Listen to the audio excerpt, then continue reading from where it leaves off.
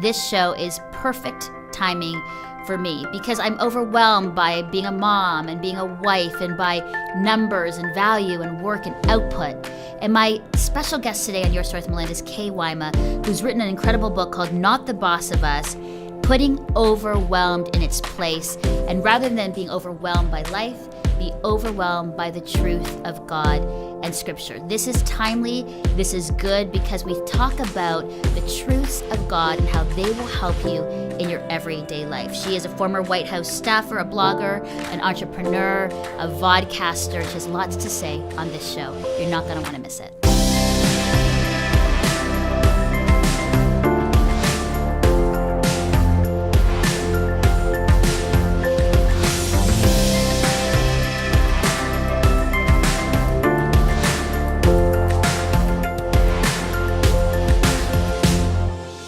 It is so great to have you here on the show. Welcome. Well, thank you. It's really a pleasure. Yeah. Now, you're from Dallas. From Big D. What do you think about the Toronto and surrounding areas? Well, I'm going to give you probably the biggest compliment that I could. Okay. And that it seems just like Texas. Oh. And that is a compliment. Huge. Okay. Because we love our state and because people are so nice and it's just a friendly, just welcoming, very regular place to be, and it is exactly the same here, and it's just been a delight. It has been wonderful. Well, we like to say, the warm welcome, and Toronto strong, because we've been through a lot of painful things, and so I think that's part of, our community really rallying and everyone's sense of so nice, friendship. and for a big city, not every big city is friendly. Yeah. And it's amazing. Good. So I'm so glad you've received that. Good. Okay, before we get into the topic that I'm so excited, and it's timely for me, about being overwhelmed in your life, I'm going to do a little fun thing with you, Kay. Okay.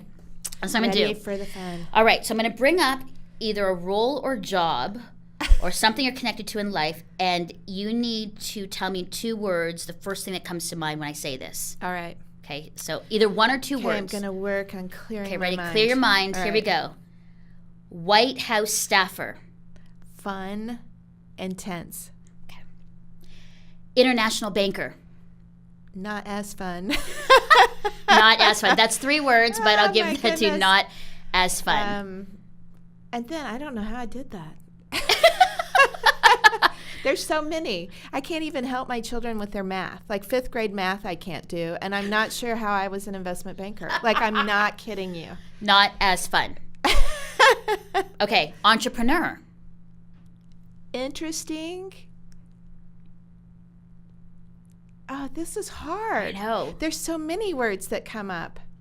Gosh, freedom. Oh, that's good. I like that because I want to talk to you about that too, because Okay. I've just sort of stepped into being an entrepreneur. Okay, mom of 5 kids. The best. Absolutely. That's good. Wife to John. Oh, unconditional love. That's good. Living in Dallas, Texas. Wow. No place better. No play. 3, but I'm going to give it to you. Okay, blogger. Unexpected and enjoyable. It's good. Author. Again, unexpected and a little stressful. Okay. And a word that I just learned today as I was sort of researching you, vodcaster. I know. That it's just a total blast. And very free also. Yeah. Okay. That's actually good. I don't have very many good words. No, you had fun, interesting, unconditional love, unexpected. Those are good. Okay. Those are good. But when I look at that list, Kay, that's a lot. Now, I know some of those were former roles, but you presently, though, have a lot of these roles. Mom of 5 kids, wife to John, blogger, author, vodcaster, speaker. That's a lot. How do you do it? Well, it sounds like a lot. But I'm a big fan of obedience, which I think you are too. Mm-hmm. And so those things I didn't put on my plate. And there's an element of being able to trust when it feels like that could be overwhelming, because sometimes it does, especially at a place where I am like today with a book, with a book coming out, because to me that's a little bit overwhelming. Yeah. It's that reminding myself I didn't. Oh, I'm sorry, I bonked it. I didn't ask for it. I said years ago, if you just show me where to go and I'll go. And so there's a safety factor in that because the doors were open. I didn't shove open doors, but I did do my best. Like whatever I was working on, I would do my best to do my best. Yeah. And then certain doors open that I wouldn't have imagined being doors that I would ever go through. It's just not something I would have thought. I wasn't educated in this field like you. Yeah, I can relate. I sit here going, wow, okay, I'll walk. If you open the doors, I'll walk. And I know that he goes before. And it's genuine. It sounds kind of like, well, hokey, but it's true. And when you live it, it takes what could be overwhelming and dials it down a ton because the safety and protection that comes on the ground that's solid, that doesn't move. Yeah. And that ground doesn't move. I tend to find that when I finagle and sort of manipulate or do things like that, the ground tends to shake a little bit.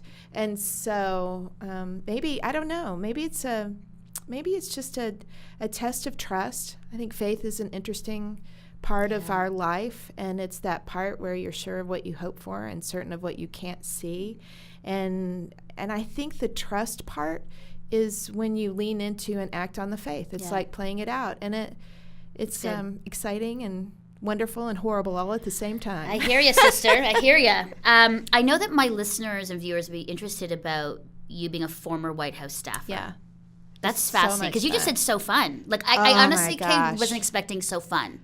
I thought you were going to say, I don't know, maybe chaos, intense, or freaking out, or something. I know that's probably all those things. Above, yeah. So why so fun? Tell us what you did in the White House. Like, what was that like? Gosh, I was a lead at Vance, and I was in the George Herbert Walker Bush White House, so that was 41, and I worked for the vice president, and so I got to travel all the time. The vice president goes everywhere, and the thing is, I think it goes to your gifting and purpose, which I didn't know at that time, but I must love in situations where there's a gazillion things going on at the same time. I think that really jazzes me. Yeah. And which probably is why being a mom of 5 is fun for me, because that makes sense. I love all the moving parts. Yeah. And I think that's part of part of your aptitudes, whatever your aptitudes are. And I just happened to be in that world, and it just energized me. I loved it. The more things that went wrong, the better. Even though I was the butt of some of those things that went wrong, and I look back and cringe, and I'm so glad they didn't fire me, But it was intense. That things were always moving, and I think I loved too that there was a start and a finish. Every trip I went on, it'd be 4 or 5 days if I was lucky, or maybe 2 to set up an event, and it was super intense for those couple of days. And then you'd look back and go, "Oh, that was great." I like that. I like that too. The start and finish. I think a lot of people would like that or like that. There's a very clear start and a clear finish. That's why projects or events people love. Yeah, because it's not really ongoing and sustaining it and maintaining this process. I'm not organized enough. I'm flaky. Me neither. And I just can't keep it all together for that long. Now, working in the White House, do you have sort of a love or interest in politics, or what is that something that you're still interested in, or? For me, it wasn't politics. I really loved the people I worked for. The Bushes are fine human beings, and it was a pleasure to get to work for them, and I believed in what they stood for, and so it was easy to do that. But I'm not a policy wonk, and I wonder if I thought when I was working there, I thought that's what I would have wanted to do.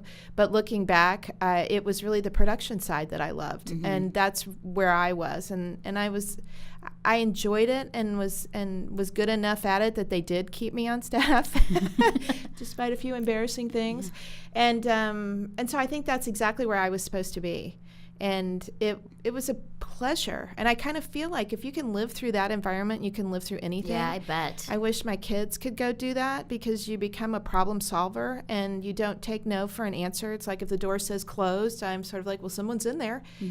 A door is open, and so you just keep going. And I loved those skills that it gave me. Yeah. I think that's a good point that you brought up, because a lot of times, and I say this and I'm kind of thinking in my head how I should frame it, but that sense of that we make people the enemy, and yet when you step back, it's like they're loved by God. They're making really bad decisions or poor decisions. I'm not talking about the Bushes. I'm talking about when we look at politics and the environment and culture right now in the U.S. and in the world.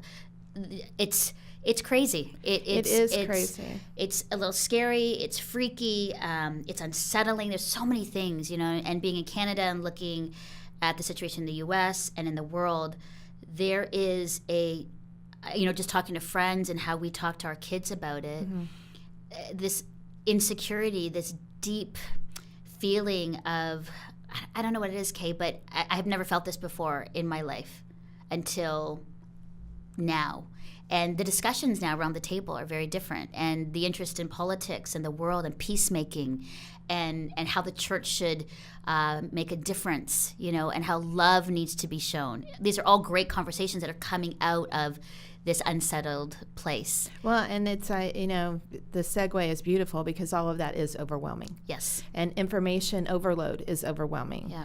And trying to figure out how to solve these things, because it is unsettling, is overwhelming.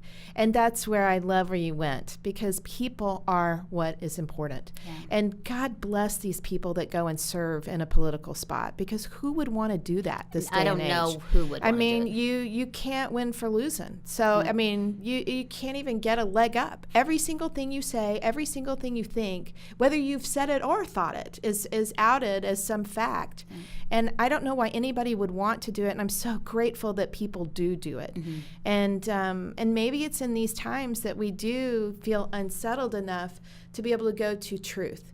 And the truth is, because you have Scripture. We have Scripture in our hand. Yeah. And if you even spend 5 minutes in the Old Testament, you'll see 7 years, 40 years, 80 years of good kings, bad kings. And there's one thing that is stable through all of that, and that is the Lord, who is over every king, because he is the King of kings. And he allows for all of this to happen. And you can, again, look through Scripture. He knows who's there. He knows who's not there. He knows who's hiding in the wings, who doesn't even think there's somebody, See also Gideon, mighty warrior, because the Lord said, Gideon, mighty warrior. Yeah.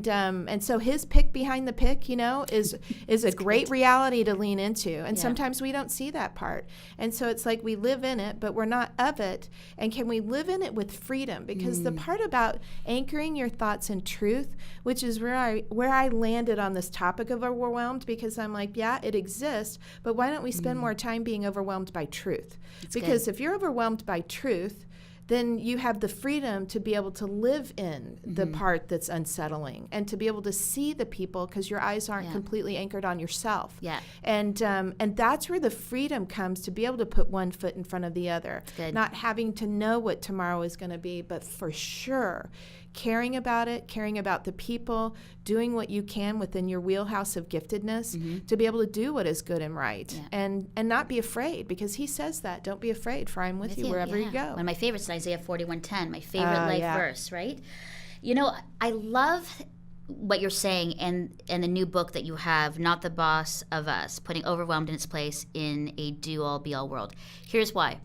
Whenever I hear the word overwhelmed, it's in a negative context. Right. I'm overwhelmed by my life, my responsibility, my children, my responsibilities, my work, all of that. But I love how you say being overwhelmed by truth. And I had to take a moment, Kay, because I was like, I love that. Because we've taken overwhelmed and made it negative, and then it conjures up all of these feelings. Every time I was reading going overwhelmed, I physically felt this angst and stress and feeling my body kind of like clench up. Right. Pause. Overwhelmed by truth, totally changed it. I was wait a second. So that feeling that I get is replaced in the angst and stress by truth. And as soon as I heard that, Kay, I was like, I love that. Isn't that crazy? It's great. It's great. I love that. Why don't we do that all the time? I know. Yeah, and it's not like, oh, now you must be overwhelmed by truth. It's like 5 minutes. Give it 5 minutes. Just try it, Right. And I sit there and think, oh, if we can only have like 10 extra minutes of being overwhelmed by truth instead of the other. And, we have kids. We both have kids. Yeah. And they are in the fire For sure, because they live in this world where they really do live their life on a stage. And they have been told from the get-go that you are defined by, you're defined by what team you're on. You're defined by who you sit with, by what carpool you're in, or what party you go to, or what grades you make. And I mean, that is so stressful. And it's sort of like, wait, that means that if you're saying those things and you've instantly put your worth and your identity tied to things that don't last, right, and that absolutely change. And it's sort of like, what if we just switch that and put your identity with the thing that never changes and never and lasts forever? Yeah, that sort of changes it a little bit. And so it's like, fight for it. And the conversations that I have ad nauseum with these kids going, those grades don't define you. And they'll even go, I'm so worried about this test tomorrow. And I'm like, and they go, don't tell me. I know the grades don't define me, but it's important.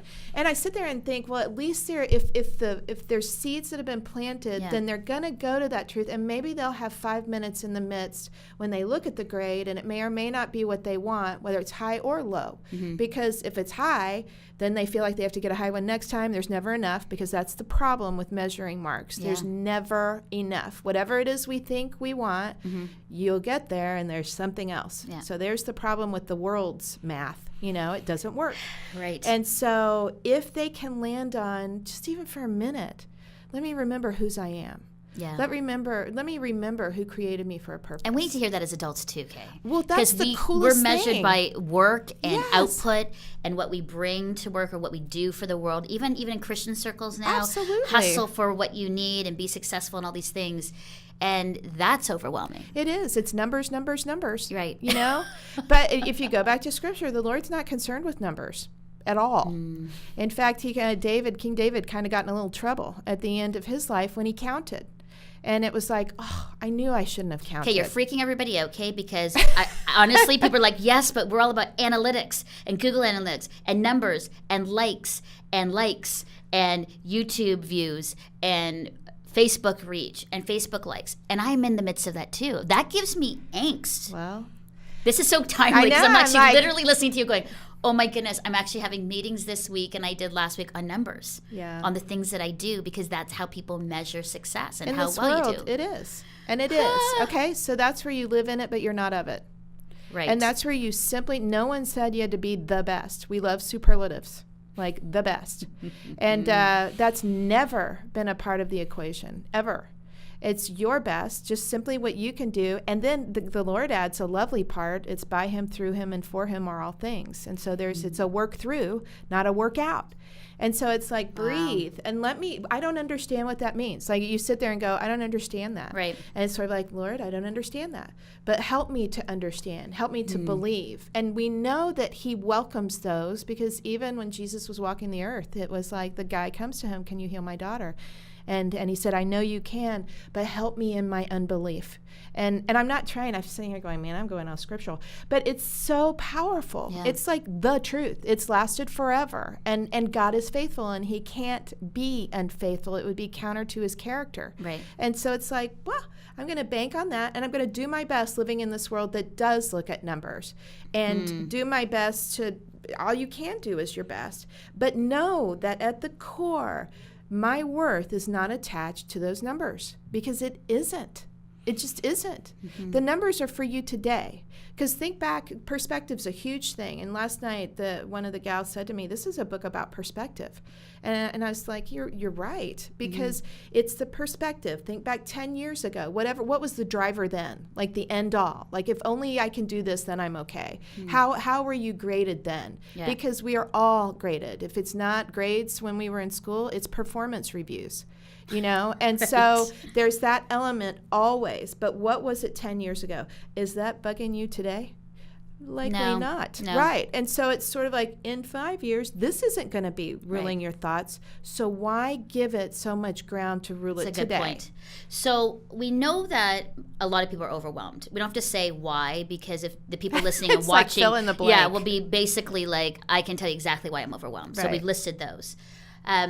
And I think what you're saying is the start of like, wow, okay, I need to stop and sort of reframe and take a breather on this.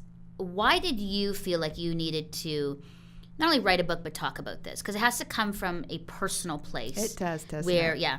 Because every person that I interview or something, it's like, oh, that's great, but now let's go, why did you write it? Because it comes out of that place. Well, I wrote it. I've never been a fan of Overwhelmed. And I'm not sure that I called it Overwhelmed, but when I was young, I bought into performance pressure, hook, line, and sinker. Even in religion. In my church, I heard that if you had to do certain things to, quote, be in fellowship with God, and if you didn't, you weren't. And I felt like I was in, out, in, out. It was too much. Like, it was really hard. I cared about that. And then I figured I had to do well in my sport. I had to do well in my grades, and it landed me with an eating disorder. And so in that process, I was introduced to grace. And it was the best thing I'd ever heard of, because freedom comes with that. And I didn't understand it, but was like, I'm going there. And it sort of made me park all the rest of the stuff that messed with my thoughts. And I was like, no, I'm banking there. And when I had children, mother lion, I'm sort of like, this stuff is not messing with my children. Right. And because I had 5 kids, they're different sizes, they're different, they have different ability intellectually, they definitely have different ability athletically. And in Texas, I'm guessing you might know that sports are a big deal, and mine weren't. And so it was sort of like, I'm not going to let society grab these kids. Okay. And so I have fought for that for years. And not the boss of us, I would say to them, this stuff is not the boss of you, has been a mantra for a long time. A couple years ago, when my daughter was a freshman in high school, one of her friends in her friend group was 14 and living in the cesspool of all this messaging. It was too much for her. And she decided one day that she was done and not going to deal with it anymore. And it was a decision she could never go back and take. And it crushed her family. It crushed her friends. And I am telling you, Overwhelmed was a major player in her decision. And it was sort of like, no. I mean, it's like, it makes me mad anyway. And that was just like, you just killed somebody. That is so not right. And I sat in the synagogue where the funeral was, and I looked on the wall and just saw so much of because it had a menorah and it had the 10 Commandments. And I sat there thinking the enormity of what that child felt like she had to do in order to be okay really got the best of her. And I was sort of like, no, we're not doing that. And my daughter really worked through a long year, as you can imagine, that brought her to faith, she had faith in the Lord, but man, she got mad at him. And she said to me at one point, and I include this at the end of the book, that it was doubt that actually strengthened her faith. And then to watch her fight for her friends in the hallway, in the hallway, on the field. She had a friend that played on her team last year that was making a lot of bad choices simply because the girl felt like the only way that she could be liked, or the only place she fit in, was in a place that was damaging to her. And there's my daughter next to her going, wow, this doesn't define you. Let me remind you of who you are. Beautiful. And see, I love that, to hear young women, because it's my heart to encourage and to mentor and allow young girls to speak and be courageous in those places. That warms my heart. Like, that's awesome. Well, and for her to say, you're beautiful. Yeah. Like, you're beautiful, because it's in the soul you're beautiful. Yeah. We like to think it's outside. Yeah. That's one of the chapters, being overwhelmed by, by image pressures versus being overwhelmed by beauty. Because, those standards, they change. Like, you can look through the decades and see the body types that are, like, celebrated. Yeah, and yourself in those decades of time. Because you probably fit in 1 or 2 or 3. In this decade, it's weird. It's like you have to have surgery to fit into this decade. Yeah. I mean, nobody does. And it's sort of like, are we really going to let that define us? Are we really going to let a number on a tag tell me who I am? And it's like, no. It's just something. And none of these things in and of themselves are bad. It's just dangerous when we attach our identity and self-worth to them. Wow, that is so good. So that was sort of the impetus and reason why you wrote the book. Is that part of it? Oh, for sure. Yeah. I'm not sure. On anything I've written, it's kind of because I'm mad. I'm mad at it. And it's sort of like, that's good. You've It's overstepped. quite therapeutic. Maybe. Maybe that's your therapy. It's like my journal entries. Maybe I should just get them made into books. Oh, well, I don't know. There's good. There's some deep secrets there. I don't know if I want those exposed. Know. All right, we have a little bit more time, but okay, so good. So you're talking about overwhelm, ditch life's pressures. Let's be overwhelmed by truth. Help my listeners and viewers with, I know it's not like a 10-step, program, but help us because we love takeaways. Like, right. We've identified, yes, we're overwhelmed. Right. We are nodding our heads to things you said, like, yep, I have labeled myself as this based on what culture's saying, what I'm watching, what people are saying, by work, by numbers, all that stuff. Right. How can we start to be overwhelmed by truth instead? Well, I think the first step is probably, which is the first step for most things, is to see it. And so it's like, I love how you've described what you feel, like physically, how it's like you feel the angst, you feel the anxiety, because you feel it physically. And it's sort of like you start to sort of feel like you're drowning, right. And it's so when you feel that way, call it out, like call it out instantly, and start to claim it. Like, why is it? And so in the book, I talk about see it and say it. And I think this is interesting because it really comes from even a group of young girls, teenagers. Each one of them has some significant bad stuff in their lives. And so for them, they formed a text group, and they call it the safe group. And so I think it's like, see it and call it out, and then have a safe place to where you can say it. Great. And so it's like, whether it's friends or anything like that, and you have to call it out. And in their group, they even have a safe word that if they text this word, then somebody needs to come help them. And I thought that's so awesome. Fascinating, these kids. Wow.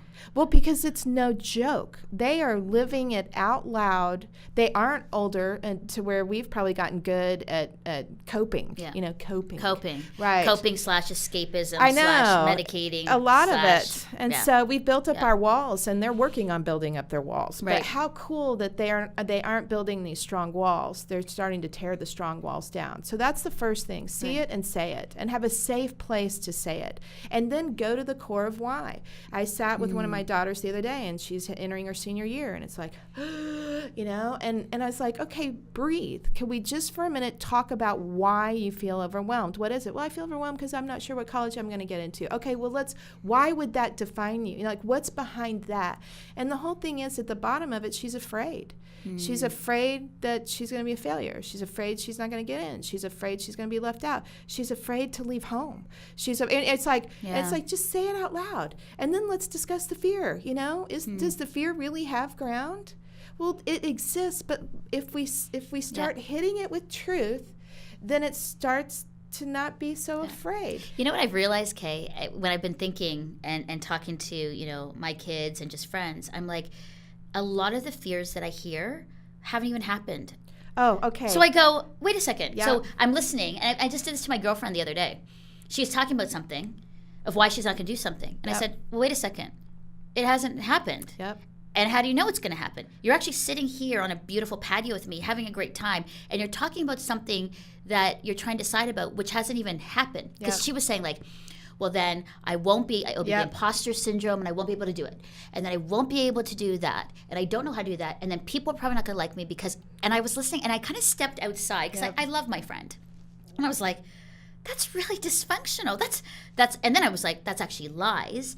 And now she will not do something based on something that has not even happened yet. Yes. Is that crazy? No, because you just called truth into it. Right. Okay. Right. And that is one of the biggest. And so I have an 11-year-old who, we're in the car a lot. And when we keep white space on our calendar, because that's, we tend to think we're okay if we have tons of white, like every space is filled, and we're losers if we have white space. Well, that's not true. It's like, no, don't even buy into that and be like overwhelmed by calendar pressures. It's and so this kid's sitting next to me, and he says, do you know why we can't see tomorrow? And I was like, why? And he said, because you can only live today. An 11-year-old.